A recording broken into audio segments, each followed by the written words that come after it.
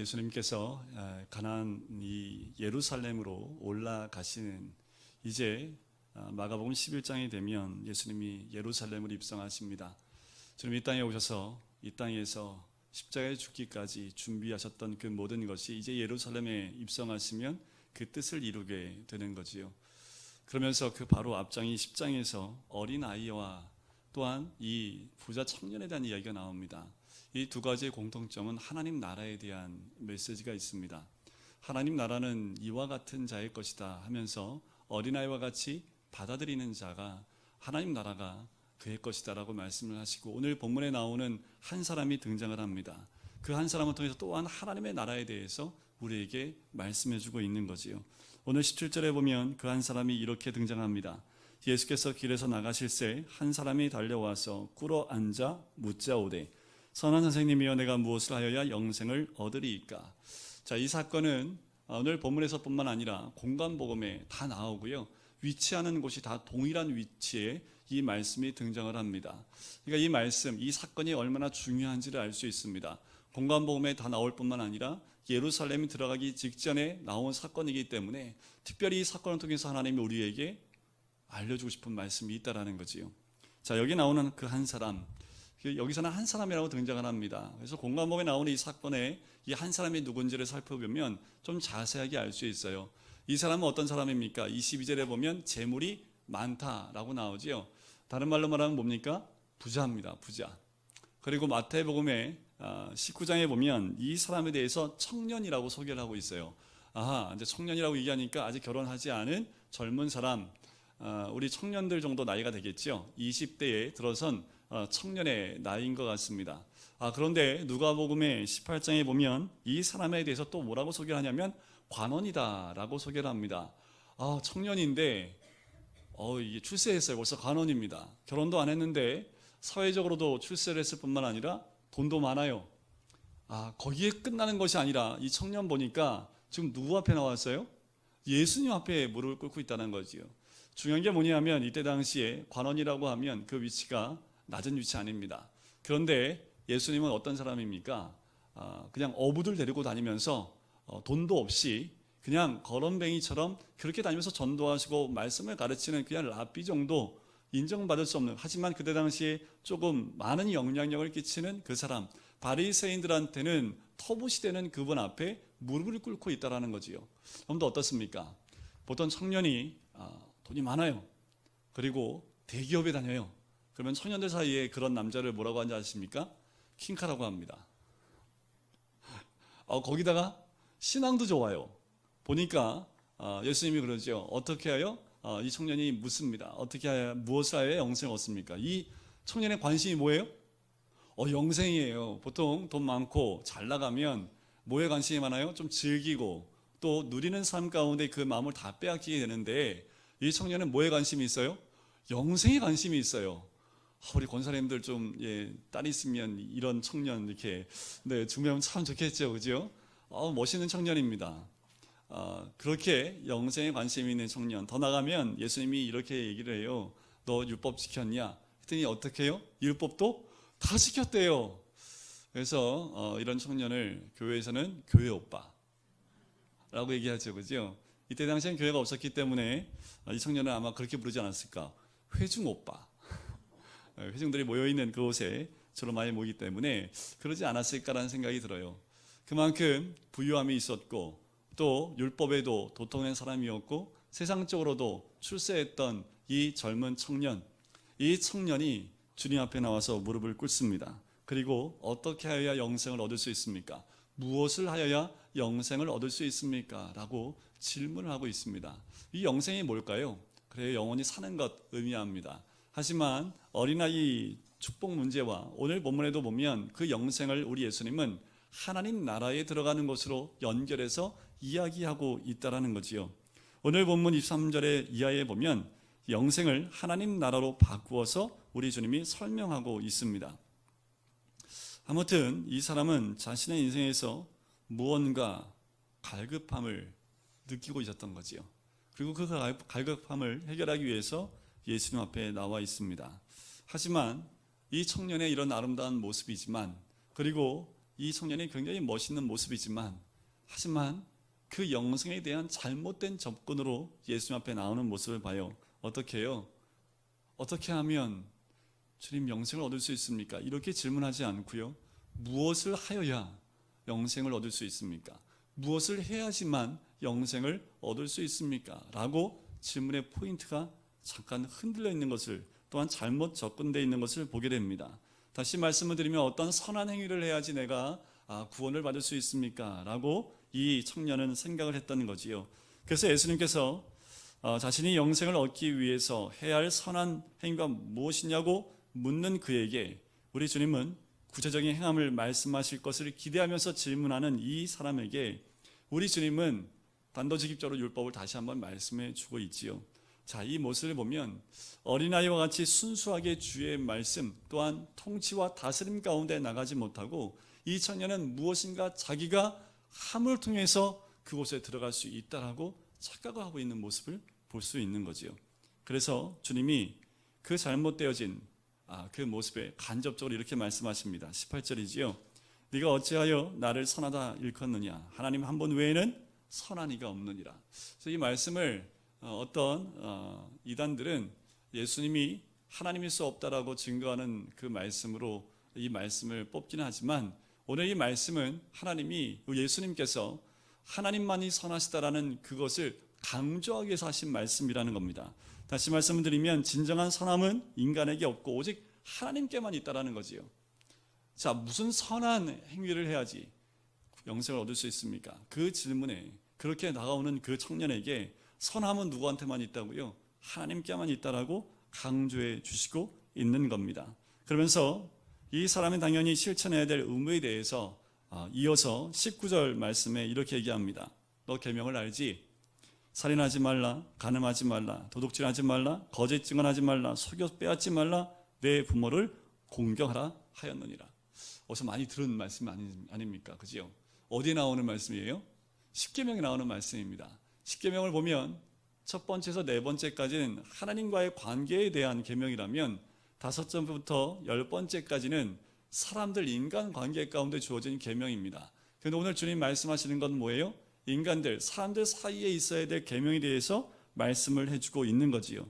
그런데 이 청년이 뭐라고 대답을 합니까? 20절에 보니까 그의 여짜오되 선생님이여 이것을 내가 어려서부터 다 지켰대요. 멋있지 않아요? 하나님 말씀을 이렇게 철저하게 어릴 때부터 지켰다고 이야기를 합니다. 그것은 그 청년이 선한 행위로 구원을 얻을 수 있을 것이라고 생각했기 때문에 그것이 잘못됐음을 가르치기 위해서 일부러 주님이 이 십경의 말씀을 언급하고 있는 거지요. 그저 예수님이 그런 그에게 어떤 말씀을 해 주십니까? 이제 본격적으로 주님이 하시는 말씀이 21절에 등장을 해요. 주님 다 지켰습니다. 그런데 우리 주님 뭐라고 말씀하십니까? 그를 보시고 어떻게 이르시대요? 사랑하사라는 거지요. 그 청년을 바라보면서 사랑의 눈길로 바라보면서 이렇게 얘기합니다. 내게 아직도 한 가지 부족한 것이 있으니 가서 내게 있는 것을 다 팔아 가난한 자들에게 주라. 그리하면 하늘에서 보화가 내게 있으리라. 그리고 와서 나를 따르라. 예수님 놀라운 말씀을 하셨습니다. 한 가지 부족한 것이 있다라고 말하는 거지요. 가진 것을 다 팔아 가난한 자에게 나눠주고 나를 따라오라 라고 말씀합니다. 이 젊은 관원은 이 말씀을 기대하지 않았습니다. 뭘 기대했을까요? 율법을 다 지켰는데 그래 요 율법 너 하나 빠졌네. 하나님이 이거 지키라고 했는데 이거 한두 가지 더 지키면 될 것 같아. 이 말씀을 기대했던 거지요. 내가 부족한 것이 무엇이다. 이 부족한 것 채워야 돼 하면서 율법의 몇 가지를 더 알려주고 깨닫게 하실 줄 알았는데 웬걸요. 주님 말씀은 이 청년에게는 굉장히 크게 다가오는 도전적인 말씀을 하고 있는 것을 보게 되지요.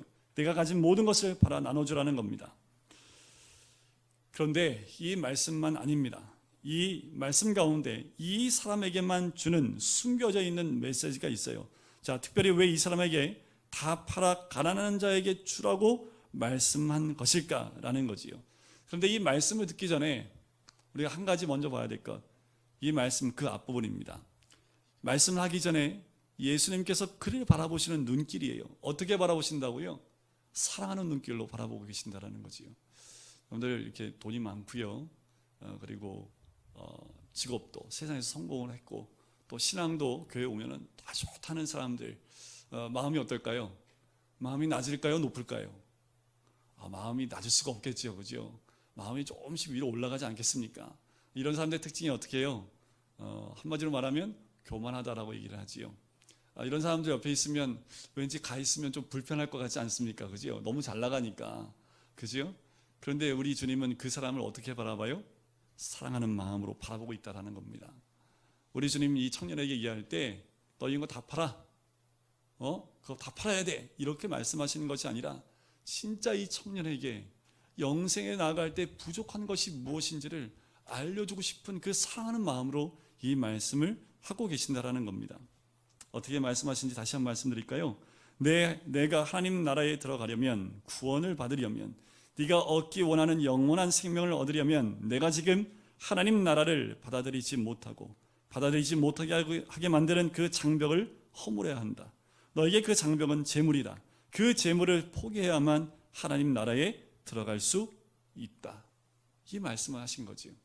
그런데 우리가 착각하지 말아야 될 것은 하나님 부자를 미워하시고 가난한 자만 사랑하신다, 그 메시지가 아닙니다. 사랑은 진실을 말해주는 거지요. 정말 이 청년에게 부족한 것 그 한 가지가 하나님 앞에 나오는데 장애물이 되는 것이 너에게 있는데 그것을 치우지 않으면 나올 수 없다라고 이야기하는 거지요. 결정적이고 본질적인 그 한 가지입니다. 어린아이처럼 하나님 나라를 받아들이는데 방해가 되는 것을 치워야 된다는 거지요. 그 방해물이 뭡니까? 이 청년은 재물이었다는 거지요. 종교적인 노력을 하고 아무리 노력해도 마음속에 재물을 하나님처럼 의지하는 마음이 있는 한 하나님 나라를 받아들일 수 없으니 다 팔고 주를 따르라, 나를 따르라, 그러면 내가 기대하지 못했던 보물을 발견하게 될 것이다 라고 말씀을 하는 거지요. 이 말에 청년의 반응이 22절에 이어집니다. 어떻게 반응하여? 그 사람은 재물이 많은 고로 이 말씀으로 인하여 슬픈 기색을 띠고 근심하며 가니라. 우리 주님 정확히 하셨지요. 그 마음의 중심을 정확히 보았습니다. 우리 예수님은 어떤 사람 만나든지 그 사람의 겉사람보다 속사람을 보시고 그의 부족한 것이 무엇인지를 정확히 알고 말씀하시는 분이 우리 주님이지요. 하나님 나라를 받아들이지 못하게 하는 것, 그거 팔아버리라는 겁니다. 다시 말씀드리면 우리에게도 말씀하는 거예요. 너희가 하나님 나라에 들어오기 위해서 장애물이 되는 거 있느냐? 다 팔아버리라는 겁니다. 다 나눠주라는 거예요. 그것 때문에 하나님 나라에 들어올 수 없고 영생에 들어올 수 없다면 그것 다 팔아 나눠주고 나를 따라오라 라고 말씀을 하는 거지요. 아까도 말씀드렸지만 예수님은 부자에게만 이 말씀을 하시는 거 아니에요. 모든 부자에게 다 팔라고 말씀하는 것이 아닙니다. 예를 들면 누가복음 19장에 보면 삭개오를 만나는 장면이 나옵니다. 근데 삭개오가 부자게요, 아니게요? 이걸 여쭤봐야겠네요. 삭개오의 직업이 뭐였게요? 세리장입니다. 당시의 세리장은 굉장한 갑부였습니다. 왜 그랬을까요? 세리로서 많은 사람들의 세금을 착복했기 때문에 많은 재산을 가지고 있었던 사람이 세리들인데, 이 삭개오는 세리들 가운데 뭐예요? 세리장입니다. 이 삭개오는 누구한테 돈을 뜯어요? 세리들한테 돈을 뜯는 사람입니다. 어마어마한 갑부겠지요. 이 삭개오에게 어울리는 말씀이 뭘까요? 이 청년한테 한 말이 더 어울리지 않을까요? 야, 너 있는 거 다 팔아서 가난한 자에게 나눠주고 나를 따라. 아마도 부정적인, 그리고 원치 않는 방법으로, 부정한 방법으로 이 돈을 얻었던 삭개오한테 이 청년이 했던 말이 더 맞는 말이 아닐까요? 아마도 이렇게 만나는 게 더, 이렇게 말씀하시는 것이 낫지 않을까. 삭개오야, 내려오라. 내가 가진 모든 재산을 다 팔아 가난한 자들에게 주고 나를 쫓으라. 이 말을 예수님이 하셨으면 그 주변의 사람들 어땠을까요? 환호성을 치고, 주님 맞습니다. 이 사람 모은 거 다 팔아서 가난한 자에게 나눠줘야 됩니다. 왜냐하면 이 사람이 얻은 그 수익은 다 우리가 착복한 겁니다. 다 환호를 했을 텐데 우리 예수님 뭐라고 했을까요? 삭개오 내려오라. 오늘 내가 너희 집에 머물러야겠다. 사람들 어떻게 봤을까요? 사람들이 웅성거리기 시작을 했지요. 사람들이 예수님을 째려보기 시작을 합니다. 저분이 왜 그럴까? 저 사람 돈 많으니까 그 집에 가서 편하게 있으려고 할까? 하면서 전부 다 예수님을 째려보고 있는 모습이지요. 그런데 왜 예수님이 이렇게 말씀하셨을까라는 거지요. 자, 이렇게 예수님이 삭개오를 초청하고 그 집에 갔을 때 삭개오의 반응은 여러분들 아십니까? 그가 많은 사람들 가운데 일어나서 이렇게 얘기합니다. 주님, 내 가진 소유의 절반을 가난한 자에게 나눠주겠습니다. 그리고 내가 누구 것을 토색한 것이 있으면 4배나 갚겠습니다. 라고 그 삭개오가 얘기합니다. 어떻습니까? 이 삭개오의 마음이 어떤 마음일까요? 어린아이와 같은 마음이지요.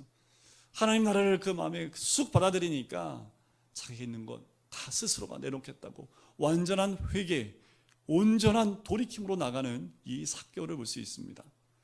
이 삭개오에게 필요한 게 뭘까요? 위로입니다. 용서지요. 친구였습니다. 삭개오에겐 그렇게 나아갑니다. 똑같은 부자였지만 한 사람에게는 위로와 격려를 주시고요, 다른 사람에게는 다 팔라는 도전을 주신 겁니다. 어쩌면 이 부자 청년 어리고요, 건강하고 경건하게 자랐고, 그리고 누구에게도 흠잡을 데 없는 그 사람한테 예수님이 오늘 내 집에 내가 유하야겠다, 이 말이 더 어울리지 않겠습니까? 그런데 이 부자 청년한테는 그렇게 얘기하지 않았다라는 겁니다. 이 모든 것을 다 팔라는 얘기를 듣고 나니까 이 청년이 어떻게 해요? 근심하는 얼굴로 돌아갔다라는 거지요. 우리 예수님은 이미 이 청년이 예수님의 도전에 응답할 수 없다는 것을 알고 계셨습니다. 그럼에도 불구하고 그의 부족한 것을 깨우치기 위해서 이 말씀을 할 수밖에 없었던 거지요. 예수님은 그 마음속에 무엇이 우상인지를 보신 겁니다. 예수님께 어떤 말씀을 듣고 싶습니까? 여러분들, 2가지 말씀이 우리 안에 주어집니다. 내가 가진 모든 것을 팔아 가난한 자에게 나눠주고 나를 따르라. 또는 내가 오늘 내 집에 유하여야 하겠다. 내 집에 머물러야 하겠다. 이 2가지 말씀 가운데 어떤 말씀을 듣기를 원하십니까? 이는 우리 마음에 달린 거지요. 우리의 마음이 어린아이와 같은 마음이 되어져서 하나님 나라를 받아들일 준비가 되어 있다면 주님은 오늘도 우리에게 말씀하실 겁니다. 오늘 내가 너의 집에 유하여야겠다, 머물러야겠다 라고 말씀하는 거지요. 하지만 우리 마음속이 우상으로 채워져 있다면, 그것이 물질이든 지식이든 사회적 지위든 우리 마음속에 어린아이와 같이 하나님을 의지하지 못하도록 만드는 것이 있다면 주님은 명령하실 거예요. 그거 치우라. 그거 치우지 않으면 너는 영생 가운데 나올 수 없다라고 말씀하시는 거지요. 어쩌면 우리에게도 지금 말씀하실지 모르겠어요. 너 그 장애물 팔아치워서 다 나눠주고 나를 따라와라. 그래야지 하나님 나라에 들어갈 수 있느니라. 예수님은 돌아가는 그를 보며 제자들에게 말씀하시는 장면이 23절부터 25절에 나오지요. 재물이 있는 자가 하나님 나라에 들어가기가 심히 어렵도다. 이 말을 하니까 제자들이 놀랍니다. 왜 놀랐을까요? 무슨 말인지 모르니까 놀라는 거지요. 다시 말씀하시지요. 얘들아, 하나님 나라에 들어가기가 얼마나 어려운지 25절 같이 읽어볼까요? 낙타가 바늘 끼러 나가는 것이 부자가 하나님 나라에, 자, 이 말씀을 보니까 낙타가 바늘 끼러 나가는 것이 부자가 하나님 나라에 들어가는 것보다 쉽다는 거지요. 가능하다는 얘기입니까? 불가능하다는 얘기입니까? 불가능하다라는 얘기지요. 그래서 많은 사람들이 여기까지만 보기 때문에 이 말씀을 불가능한 것으로만, 그래서 재물이 많은 사람들이 하나님 나라에 들어가는 것이 불가능한 것이다 라고 그냥 끝내버리는 경우가 많습니다. 자, 여기서 나오는 낙타가 바늘 끼러 나가는 것, 이것은 이스라엘 민족의 경험 같은 이야기예요. 실제로 낙타가 이 바늘길로 어떻게 들어갑니까? 그죠? 자, 이거는 어떤 이야기냐면, 여러분들 예루살렘에 가면 예루살렘에요, 문이 있는데요, 굉장히 높습니다. 수십 명이 한꺼번에 말을 타고도 왔다 갔다 할 수 있을 만큼 굉장히 큰 문이 있어요. 근데 해가 지면 그 문을 닫아버립니다. 통행을 할 수가 없습니다. 그래서 저녁된 이후에 들어오는 사람은 어떤 문을 쓰냐면 그 큰 문 옆에 조그만 문이 하나 있어요. 그게 바늘기 문이라는 명칭을 받고 있습니다. 생긴 것도 바늘기처럼 생겼어요. 그런데 이곳에 들어오려면 낙타를 타고는 못 들어옵니다. 낙타에 내려서 걸어서, 그것도 숙여서 간신히 들어올 수 있는 문이 이 바늘기문이거든요. 그러니까 유대인들 가운데 이런 말이 있는 거예요. 할 수 없는 일, 저거는 안 돼 라고 했을 때 낙타가 바늘길을 나가는 것과 같다 라는 그 말이거든요. 우리 주님이 그 말을 인용한 겁니다. 부자가 하나님 나라에 들어가는 것이 그렇게 어렵다라는 거지요. 자, 그런데 여기까지 머무르면 재물이 많은 사람들은 하나님 나라에 못 들어가는 것으로 결론이 날 수 있는데 26절과 27절, 우리 27절 같이 한번 읽어볼까요? 시작. 예수께서 그들을 보시며 이르시되 사람으로는 할 수 없으되 하나님으로는 그렇지 아니하니 하나님으로서는 다 하실 수 있느니라. 할 수 있다는 거예요, 없다는 거예요? 하실 수 있다라는 겁니다. 사람으로는 할 수 없을지 모르지만 하나님은 하실 수 있다라는 거지요. 하나님은 어떤 사람도 구원할 수 있는 줄 믿습니다. 하나님은 모든 것이 가능합니다. 이 말씀을 더 크게 받아들여야 되지요. 예수님은 분명히 하실 수 있다라고 말씀하셨는데 우리의 인상 가운데 이 낙타가 바늘기 들어가는 것만 남다 보니까 불가능한 것으로만 머리에 자리 잡고 있을 때가 있습니다. 하지만 오늘 이 27절 말씀에 분명히 어떠한 사람도 하나님은 하실 수 있다는 거지요. 완고한 사람도요 할 수 있습니다. 세상 가운데 붙잡혀 있는 사람도 할 수 있어요. 그 마음이 완악한 사람도 하나님이 바꾸어 하나님 안으로 또한 하나님 나라로 인도할 수 있다는 겁니다. 믿으십니까? 목사님, 우리 집에 오면 아직도 힘들어요. 하나님은 하실 수 있습니다. 하실 수 있더라고요. 저희 부모님 보니까요. 제가 목사 안수 받으니까 되더라고요. 목사 안수 받을 때까지 제가 38살에 목사 안수를 받았으니까 제가 예수 믿은 지 거의 20년 만에, 20년 더 됐죠. 한 25년 만에 기도의 응답인데 일단 교회는 나가주시니까 그거 하나만으로 저는 너무나 감사하고 또 마음속으로 예수님 영접하는 것은 또 하나님이 하실 테니까 기도하고 하나님께서 변화시킬 것을 믿고 나오고 있습니다. 하나님은 하실 수 있습니다. 이것을 믿어야 되지요. 이것을 믿고 기도하면 역사가 일어날 줄 믿습니다. 우리 주변에 이러한 사람들이 변화될 줄 믿습니다. 하나님은 하실 수 있습니다. 이렇게 젊은 관원이 돌아가고 이 말을 하고 난 다음에 베드로가 갑자기 툭 튀어나옵니다. 이제 28절에 보면 이 베드로가 갑자기 툭 튀어나와서 한마디 툭 던지는데 이 베드로가 하는 한마디가 모든 사람을 깨우는 참 재밌는 말을 해요. 베드로가 여짜와 이르되 보소서 우리가 모든 것을 버리고 주를 따랐나이다. 그렇죠. 제자들은 모든 것 버리고 있으면 따랐지요.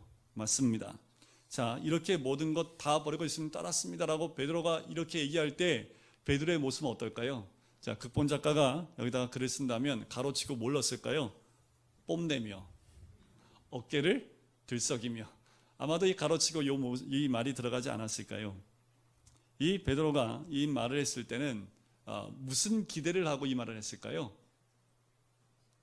저 잘했지요. 뭐 이런 거 아닙니까? 그죠? 예수님께 칭찬받을 거 기대하면서 이 말을 했지 않았겠습니까?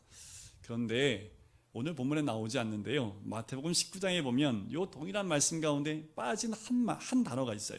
그거를 제가 알려드릴게요. 마태복음 19장 27절에 보면 똑같은 메시지가 나와요. 베드로가 대답하여 이르되 보소서 우리가 모든 것을 버리고 주를 따라 싸운데 그런즉 우리가 무엇을 얻으리까? 여기가 이제 마가복음에 탁 생략되어 있는 부분입니다. 베드로가 뭐라고 얘기를 해요? 무엇을 얻으리까? 주님, 주를 위해서 제가 이만큼 했는데 주님 뭐 주시겠습니까? 이런 거지요. 기브 앤 테이크입니다. 우리 세상에 살아갈 때 뭘 줘야지 받잖아요. 그지요? 아무것도 안 주고 받으면 우리가 조금 이상하지요. 세상의 논리대로 우리 주님께 모든 것 다 바쳤으니 주님 우리가 무엇을 얻겠습니까? 공로심리입니다. 보상심리지요. 그 틈을 타서 무엇인지 얻어보려고 하는 그 마음이 베드로 마음 가운데 있었던 겁니다. 이런 거죠. 우리가 모든 것을 버렸으니 이제 무엇을 얻을 수 있습니까? 베드로는 하나님 나라를 이미 받아들인 사람입니다. 모든 것을 버리고 예수님을 따른 사람이에요. 하나님 나라를 받아들였지만 그렇지만 더 중요한 것은 뭐냐면 그에 합당하지 못한 생각으로 베드로가 머릿속에 채워져 있다는 거지요. 그때 우리 주님 말씀하십니다. 29절을 제가 한번 읽어보고요. 30절은 같이 한번 읽어볼까요? 예수께서 이르시되 내가 진실로 너희에게 이르노니 나와 복음을 위하여 집이나 형제나 자매나 어머니나 아버지나 자식이나 전토를 벌인 자는 같이 읽을까요? 현세에 있어 집과 형제와 자매와 어머니와 자식과 전토를 100배나 받되 박해를 겸하여 받고 내세의 영생을 받지 못할 자가 없느니라. 100배를 받는답니다. 여기서 가로치는 게 하나만 딱 있으면 좋겠어요. 그죠? 뭘 가르치면 좋을까요? 박해를 겸하여 받고. 베드로가 100배를 받고 이 말을 딱 들었을 때, 그렇지, 우리가 모든 걸 다 버리고 예수님 따랐는데, 야, 100배면 얼마야 하면서 막 생각하고 있을 때 주님 한 말씀 더 합니다. 박해를 겸하여 받고. 베드로가 생각했던 것과 좀 다르지요. 우리 주님은, 하나님 나라는 이 박해가 함께 있음을 이야기합니다. 복음을 따라가는 인생들, 말씀을 따라가고 하나님 나라에 들어가는 그 삶 가운데 나가는 모든 사람들 가운데 이 박해가 있을 수밖에 없다라고 말씀을 하는 거지요. 무릇 경건하게 살고자 하는 자는 박해를 받으리라 라는 그 말씀처럼 하나님 나라는 그런 박해 가운데 있다라는 겁니다. 예수님의 제자들은 이 예수님 말씀 가운데 이걸 원했던 겁니다. 물질적인 보상이나 세속적인 세상적인 보상 가운데 우리가 무엇을 얻을 것이다 라는 그 기대감 가운데 있기를 원했지만 예수님은 그 기대 가운데서 쑥 빼내십니다. 그리고 이 보상 의식에 사로잡혀 있는 베드로와 제자들에게 더 의미 있는 말씀을 한 말씀 더 하십니다. 가장 중요한 말씀입니다. 31절 같이 읽어볼까요? 시작. 그러나 먼저 된 자로서 나중되고 나중된 자로서 먼저 될 자가 많으니라. 새겨 들어야 될 말씀입니다. 베드로는 지금 가장 먼저 예수님을 따른 자, 먼저 하나님 나라에 들어간 먼저 된 자입니다. 어느 누구보다 예수 말씀을 듣고 기적을 체험하고 자신의 삶을 모두 예수님께 바친 먼저 된 자가 이 베드로였고 제자들이었지요. 그런데 그 마음속에 어떤 생각이 자리 잡고 있습니까? 무엇을 받을 수 있습니까? 라는 생각이, 이 세상에서 무엇을 보상받을 수 있습니까? 라고 가르쳐 있기 때문에 지금 우리 주님이 뭐라고 하는 거예요? 너희는 지금 하나님 나라에서 나중된 자가 되었다 라고 말씀하는 겁니다. 자, 이 먼저와 나중, 이 말이 1등과 꼴등을 의미하는 게 아닙니다. 자, 이 원어로 좀 보시면 의미가 더 정확한데요. 먼저 된 자의 먼저라는 그 말은 영광스러운 존귀함을 받는 그것을 의미합니다. 그럼 나중이라는 말은 뭐냐면 무가치한, 아주 쓸모없는 이라는 뜻을 갖고 있는 것이 나중입니다. 그러니까 이런 말씀이죠. 너는 지금 하나님 나라의 쓸모없는 모습을 갖추고 있다. 너는 분명히 모든 것을 버리고 먼저 된 자였지만 지금은 나중된 자가 되었다. 많은 것을 주 앞에 드리고 먼저 하나님 나라에 들어간 자가 되었지만 하나님 나라에 들어갔으면서도 나중된 자로 사는 사람들이 많다라는 거지요. 여러분들 어떠십니까? 먼저 된 자이십니까? 아니면 나중된 자이십니까? 이런 거죠. 아침에 큐티에서 삶의 우선권을 하나님께 드리고 먼저 된 자로 시작을 합니다. 근데 집에 들어올 때는 나중된 자로 들어오는 경우 있지 않습니까? 예배 때 먼저 된 자의 모습으로 이곳에 앉아 있는데 예배 끝나고 문을 여는 그 순간 나중된 자의 모습으로 돌아가고 계시지 않습니까? 우리는 매일 먼저 된 자와 나중된 자가 왔다 갔다 하는 것이 어쩌면 우리의 모습은 아닙니까? 그런데 우리가 깨 있어야 될 것은 무엇이냐면 예수님이 곧 오실 때에 나중된 자가 되면 안 되겠지요. 예수님이 오실 그때에 우리는 먼저 된 자가 되어야 될 줄 믿습니다. 그런데 우리는 어떻습니까? 다시 한번 여쭤보고 싶어요. 우리는 하나님 나라에 들어간 자가 되었다면 우리는 먼저 된 자입니까? 아니면 나중된 자입니까? 어린아이처럼 하나님 나라를 받아들여야지만 되는데 이 청년처럼, 부자 청년처럼 어린아이와 같은 그런 받아들임이 없다면 하나님 나라에 들어갈 수가 없는 거지요. 들어갔다 할지라도 이 베드로처럼 나중된 자의 그 모습 가운데 있다면 우리는 하나님 나라 가운데 먼저 된 자가 될 수 없다라는 겁니다. 지금도 우리 주님 말씀하시는 것은 나중된 자가 되길 원치 않다라고 말씀하시는 거지요. 우리 마음에 방해물들, 우상들이 있다면 제거할 뿐만 아니라 더 나아가서 하나님 앞에서 먼저 단 자가 되어져 주의 말씀 앞에 하나님 나라에 우뚝 서 있는 하나님 나라의 기둥이 되시기를 주님의 이름으로 간절히 축원드립니다. 우리 같이 기도하실까요?